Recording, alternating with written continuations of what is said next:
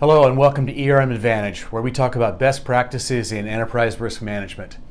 Now, in our prior videos, I talked about what I see as challenges to the ERM programs and frameworks. And in the last video, introduced some basic framework components at a high level that I think can address some of these issues. If you'd like to go back and view that video, you can get to the link here. From this point on, we're going to start to dive deep into each of the individual framework components, very specifically, very detailed, starting with the risk appetite framework. Now, most institutions have developed some form of risk appetite statement or statements, but I find that many haven't matured to the point of being truly meaningful in being able to influence setting strategy and used in ongoing risk evaluation. So today we're going to talk about creating a strong risk appetite framework and program that gets people engaged and can serve as a meaningful business tool. Let's get to it.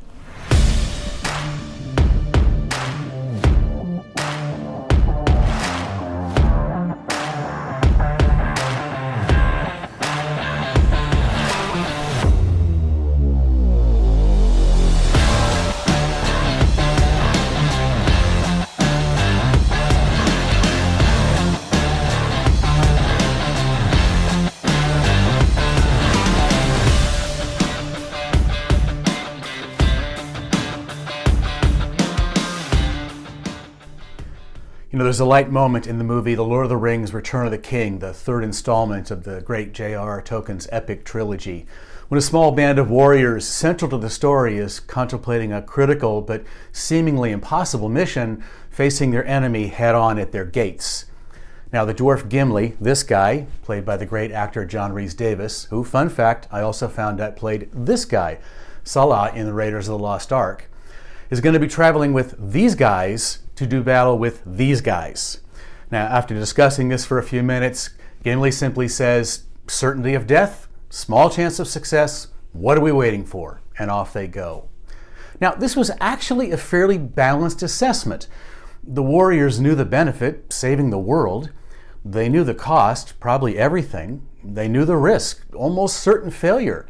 But the risk was within their acceptable tolerance range and the need was critical. So the decision was easy.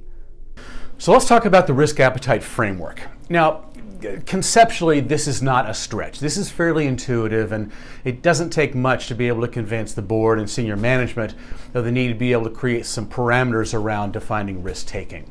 The question becomes how. A thumb in the air statement like we have a low to moderate appetite for credit risk, it may be fine for casual conversation, but it's impossible to operationalize when it's that abstract. And you ask 20 people what that means, you're going to get 20 different answers.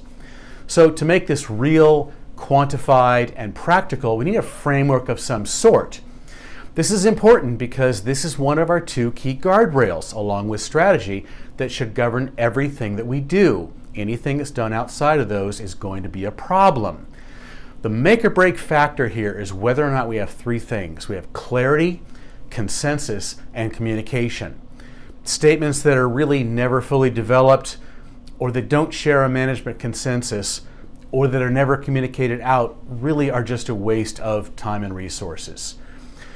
The other thing is that sometimes there may be some hesitation on some people's part to go down this path because there's a fear that, well, management really isn't on the same page, and this exercise would really just bear that out. Or if we define our appetite too closely, it might sort of handcuff us in our ability to execute a strategy. Well, as to the former, if that's the case, that really needs to be addressed anyway. And for the latter, if you do this correctly, that really shouldn't be an issue, and we'll see why. So to fully appreciate risk appetite within the risk management framework, we sort of have to look at the evolution of risk management over time. If we go back far enough, the options were sort of do it or don't do it. In other words, just risk avoidance.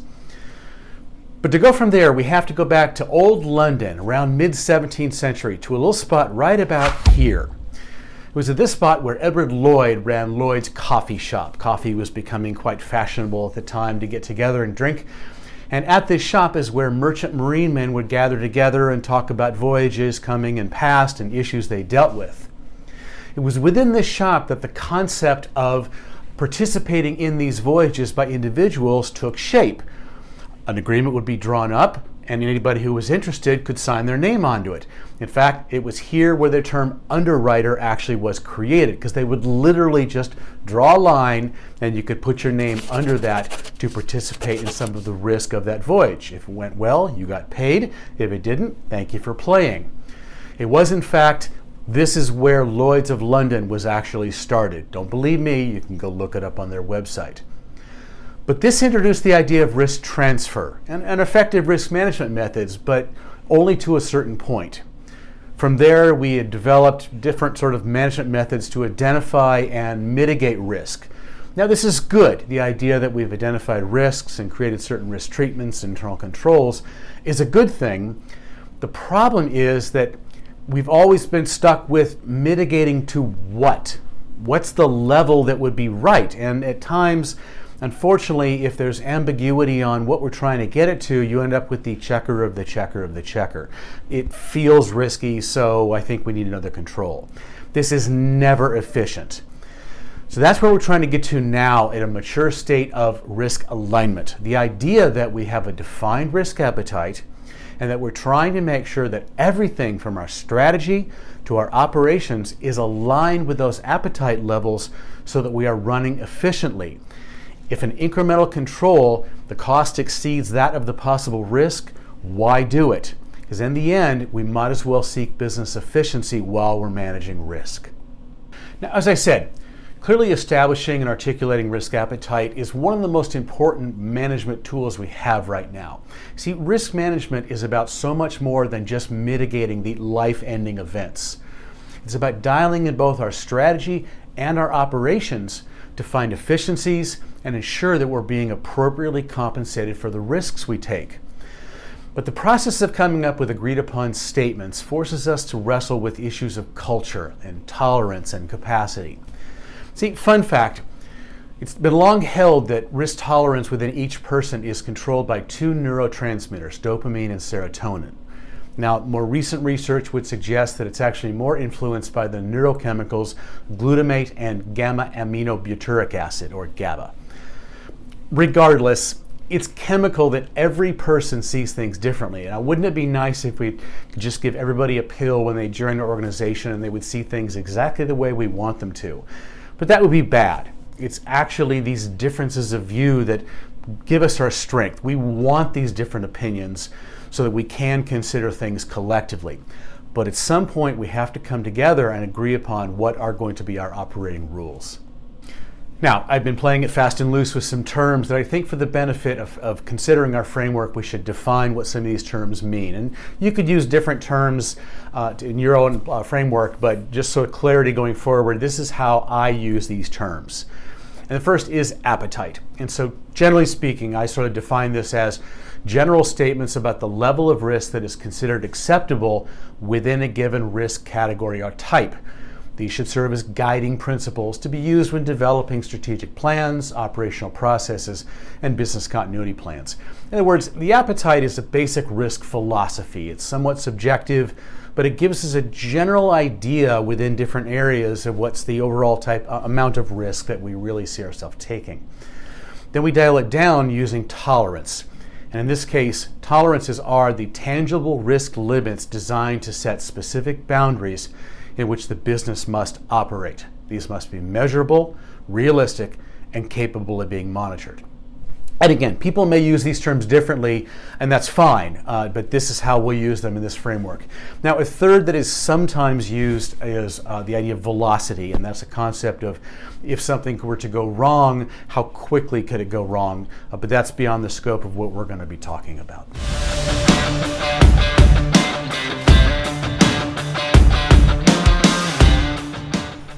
Okay, so now we're going to start to take a look at the structure and foundation for our overall risk appetite framework. Now, as I said earlier, risk appetite can be applied to almost anything: risk types, products, business lines, markets, etc.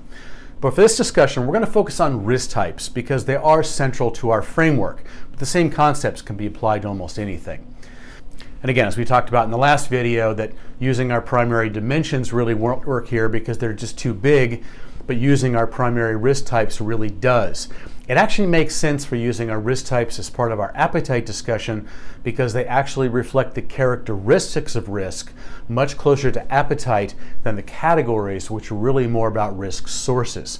Plus, people just generally intuitively get it, like our operational risk tolerance, knowing that things are going to break anytime people are involved, is always going to be a little bit higher than, say, our liquidity appetite or reputation appetite. So let's consider our risk type buckets. We generally start with what we lovingly refer to as the OCC8, which is strategic, credit, interest rate, liquidity, price market, operational risk, regulatory, and reputation.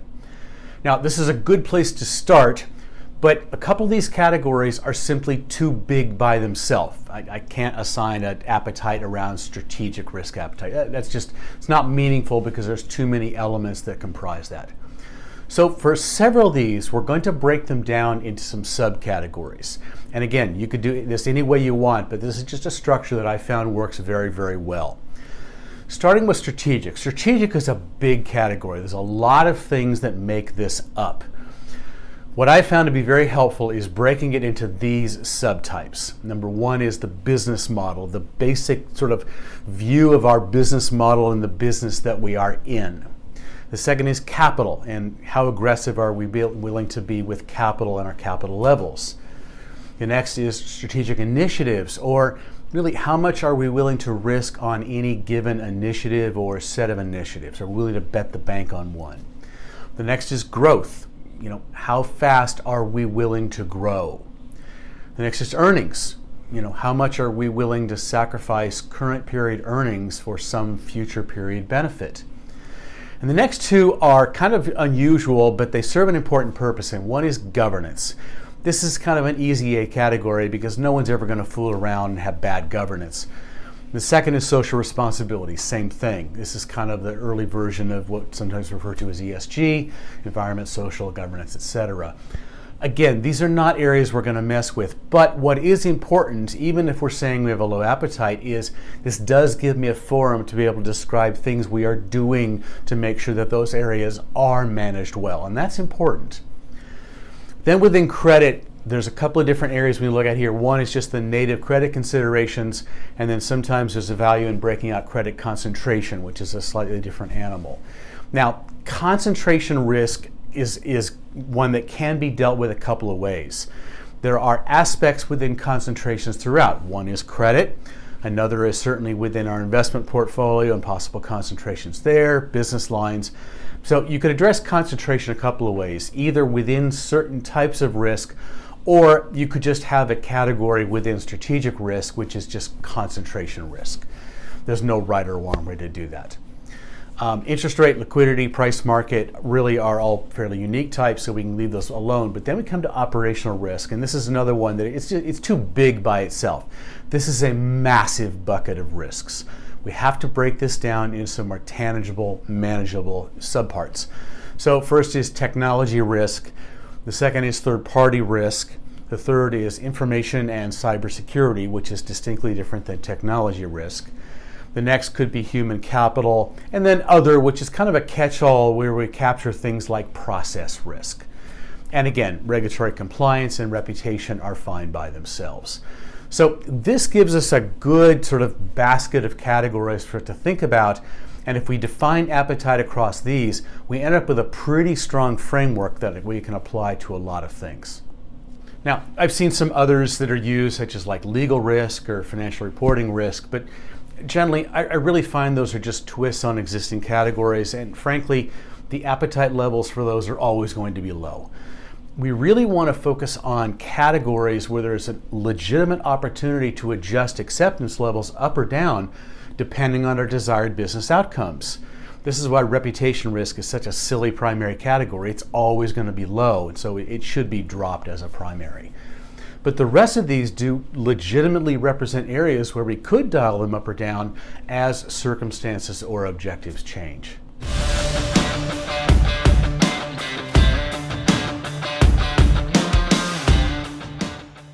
So once we have the agreed upon categories that we're going to use, what's the most effective way to develop risk appetite statements?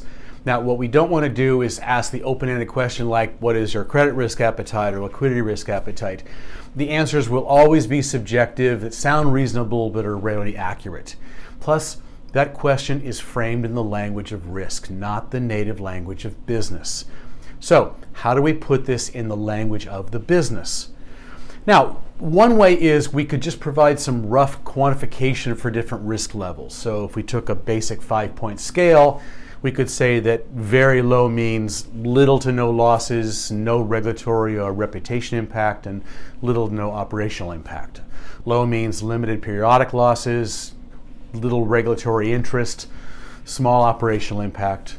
A moderate maybe is more like periodic, low to moderate losses, a potential for regulatory scrutiny, moderate operational impact.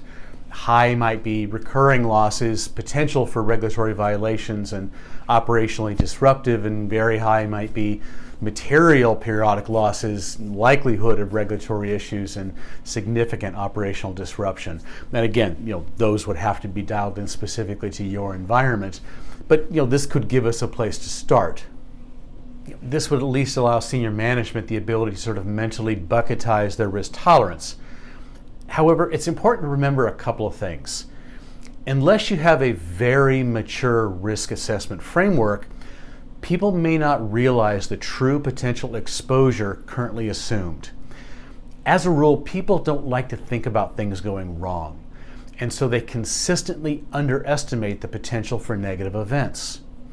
The second thing is that this is one of several exercises where people can be subject to doing what they're supposed to do or say, not necessarily what they actually think. Are they working through a lens of reality or of window dressing and telling a good story, regardless of what's actually happening? So while rough definitions like this may be a reasonable starting place, if only to see if senior management is on the same page, it falls short of a really defined risk appetite in real terms and in ways that can be connected to our risk assessments. Again, consider that the 3 legs of our stool, strategy, risk appetite, and enterprise risk assessment, must be in sync. So what I have found very helpful is using a series of worksheets that break down each of these risk categories into specific, tangible elements for management to consider and rate. And we're going to take a look at that now. So we're going to take a look at one of these worksheets. In this case, we're looking at a liquidity risk worksheet. At the top part, we've got an overview introduction as well as our risk definition for this particular risk category. And then what we have is a series of risk factors. And these are different aspects that need to be considered related to this particular area of risk.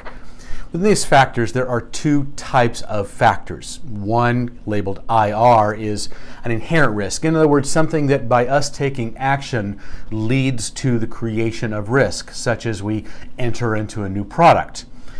The second part that is labeled RT are different types of risk treatments or elements that, when implemented, are designed to mitigate this area of risk.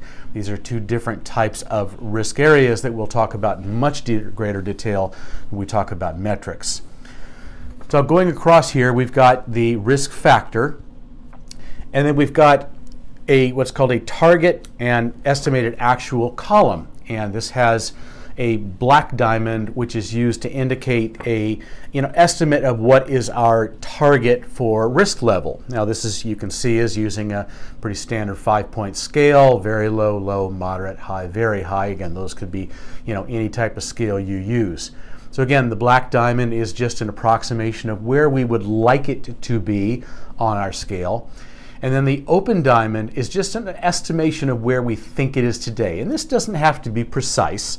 It just gives us a starting place based on management's view of where we believe we are, or a reflection of a prior risk assessment.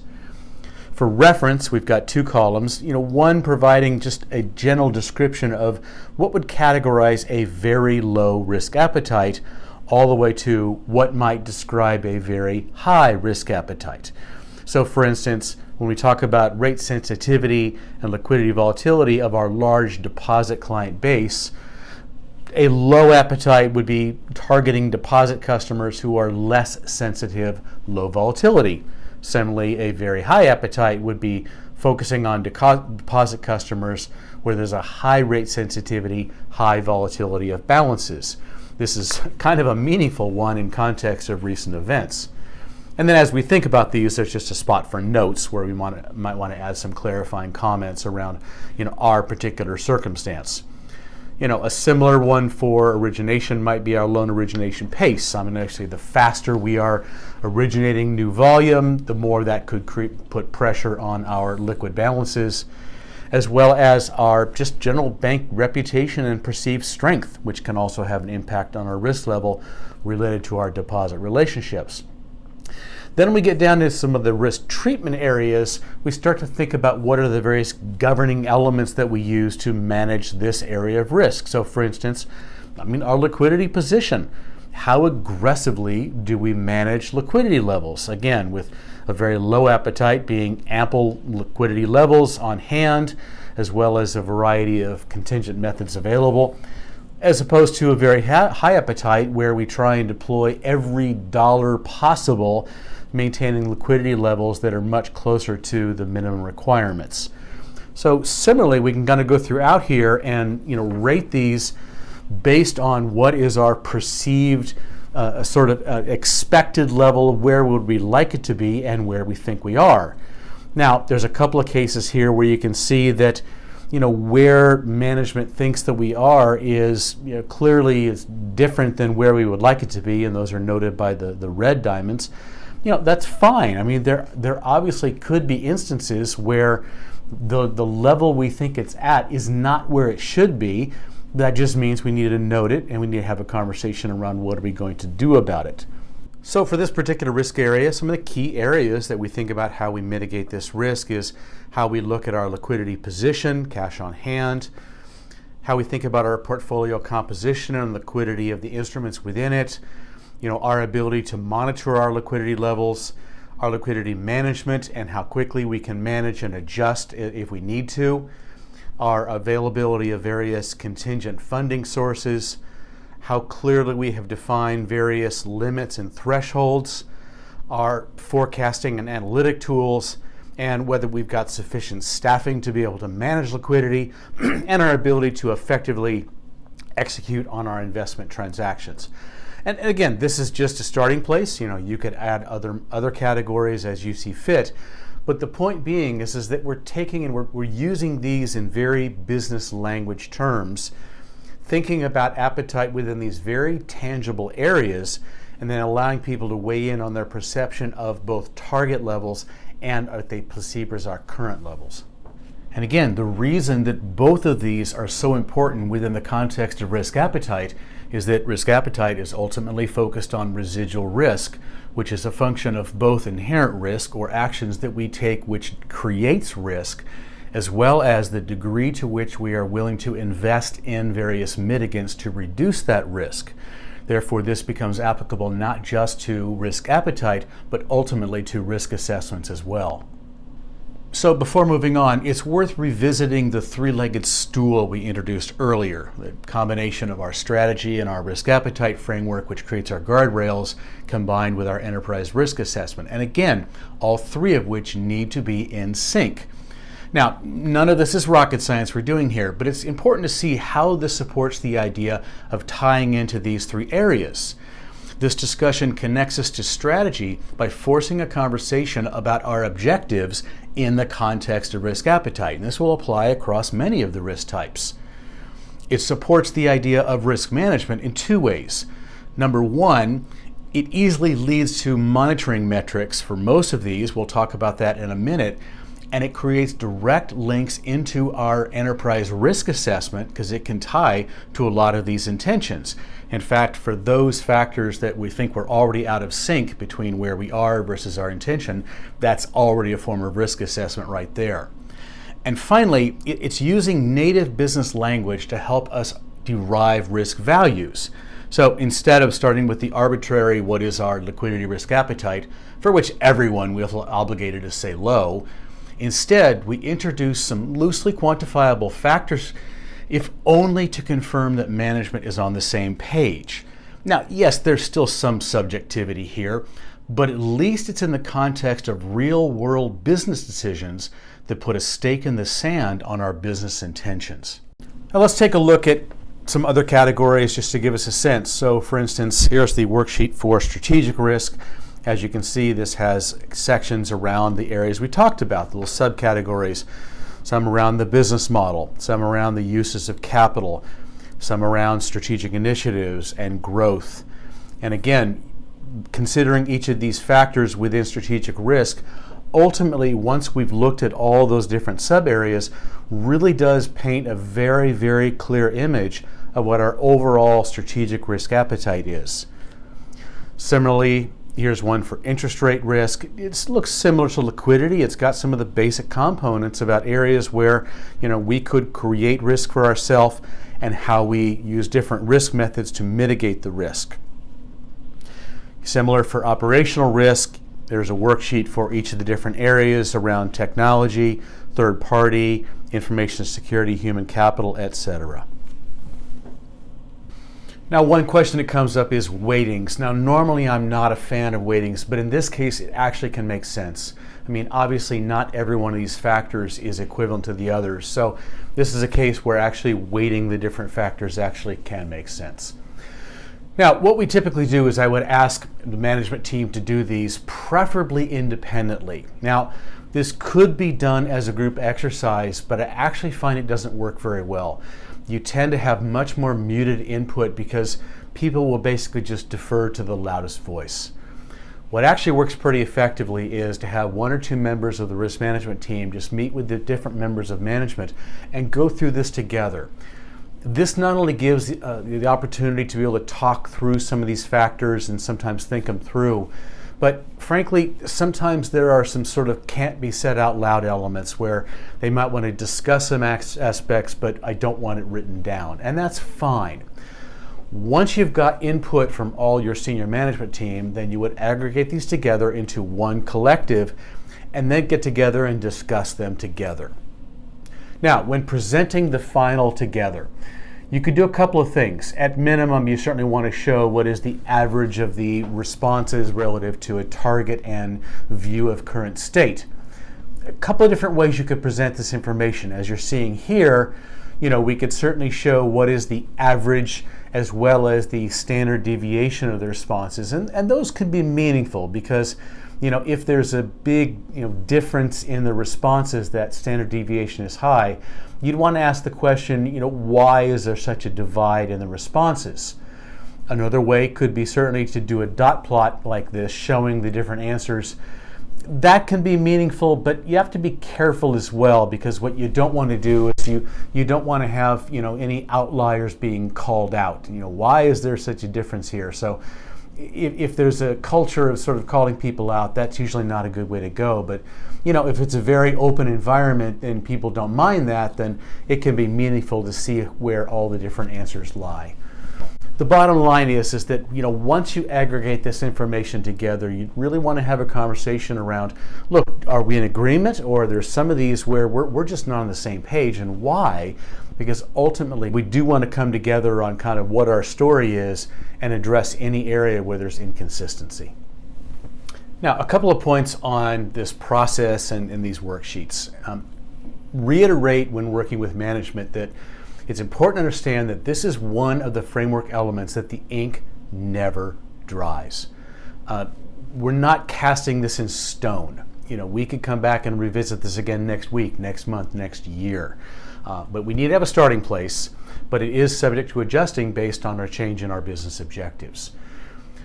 What's important to understand is that once again, we're drilling down around key assumptions, which is always our foundation, and using the native language of the business. And from that, we can extract a perspective on risk, but one that's been derived from the information, not just arbitrarily selected. Not only does this give us a concrete foundation to establish a desired risk level, but it also, by virtue of this design, provides us with some natural connecting points both to monitoring metrics as well as to our enterprise risk assessment. We'll talk about that more when we talk about metrics in a second. So once we've got these overall evaluation done of these different factors, and again, we've aggregated it together, then we can come up with an overall risk appetite statement, which frankly is just a narrative description of our view of these different risk factors. It usually comes out fairly easily by just describing how we approach these different factors. Now, we're not going to drill any farther on these individual details, but you can certainly say how this same method could be used or applied to really any risk dimension. Again, products, location, business lines, etc.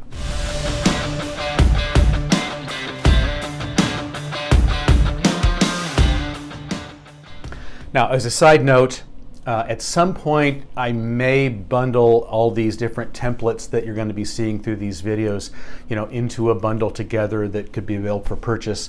But for right now, I'm making these available at no charge. So if you would like a copy of these different templates that I'm showing you, these worksheets, feel free to email me at ermadvantage@gmail.com. And again, for a limited time, I'll provide those at no charge. So now that we have these broad philosophical appetite statements that management has developed, we proudly proclaim to the world, management has developed risk appetite statements. Yay! Honestly, to tell the business that we have a moderate risk appetite really doesn't mean anything to them.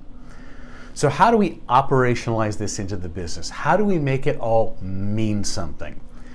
We operationalize risk appetite based on metrics, and more specifically, the various limits and thresholds. Now, the good news is that because we focused on core assumptions, metrics actually are fairly easy to identify, and most of them will be both quantifiable and measurable. So let's take a look at some examples. Now, we're only going to hit on metrics briefly today because we're going to be covering this in much more detail when we get into the metrics section a couple of videos from now. But I do want to talk about some major design points that need to be considered when thinking about metrics tracked in relation to risk appetite levels. Number one, to the extent possible, metrics should be measurable, but can also reflect the state of something if meaningful, such as the program is strong, is eroding, weak, etc. Metrics can either relate to the inherent risk, in other words, like an increasing external attack, something like that, or status of mitigating controls. Again, we'll talk about the distinction more when we talk about metrics. Metrics must be clearly correlated to key risks. Metrics should allow for specific limits and associated management actions. The trend of metric, up or down, should correlate as much as possible to potential future events. In other words, the dreaded sort of forward-looking. Again, we'll unpack that much more later on. The metrics really should represent a form of a sort of a digital smoke alarm, telling you that something's not right, something that should be paid attention to. And when evaluating metrics, consideration should be given to the risk factors above as part of these worksheets, as well as the results from any related risk assessments to determine whether metrics should be included which are highly correlated to other key risks or risk factors. And then in terms of reporting on this, I want to touch on this briefly because, again, I've got a whole section on reporting when we talk about metrics. But the important thing is that these metrics really need to be tracked and reported routinely so that people can be held accountable to the various limits and thresholds. Common practice with this type is a quarterly report. More than that, things really don't move that fast, and longer than that, you could miss things along the way. But always with the expectation that if something materially changes or if there are any material breaches in any of the limits or thresholds, that those would be immediately escalated. So to summarize, abstract, half-baked frameworks solely for the purpose of optics are useless. This is a key pillar or framework and should be taken very seriously, but only if you're going to be honest and transparent about these statements and actually live by the various thresholds you set. Whatever you end up with, it needs to be your story. You cannot allow for the meeting after the meeting to make changes.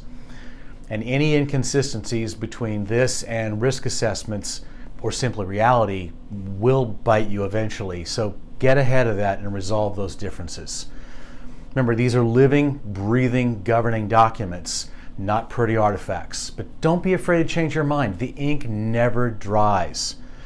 The framework itself and all related documents should be thoroughly reviewed at least annually, or anytime there are any material changes to strategy or management simply just wants to change it. Once management understands these concepts, they can also apply these to change proposals or just ongoing monitoring within the respective business units. And we'll discuss this more in the section on risk assessments, but this can actually be a useful tool for management to give them the ability to articulate deliberate risk-taking, but in a controlled way. And as always, feel free to leave a comment or a question, and don't forget to like this video, and if you haven't already, hit that subscribe button. And just so you know, if you're unfamiliar with YouTube channels, hitting subscribe costs you nothing. All it does is it just puts this channel in your list of favorites, but it really does help out the channel. And if you hit the notification bell, you'll be notified when new videos are available. Thanks for watching.